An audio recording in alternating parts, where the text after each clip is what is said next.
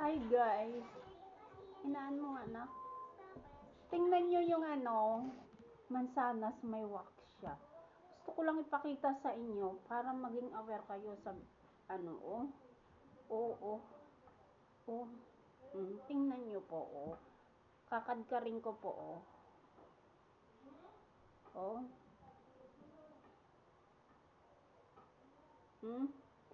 Yun. Kaya guys, huwag kayong kakain na hindi binabalatan ang mansanas kasi tingnan nyo, ang tao ngayon hindi na oh, grabe, wax siya, 'di ba? Kaya huwag kayo kumain na hindi nyo babalatan kasi makakakain kayo ng wax. Oh.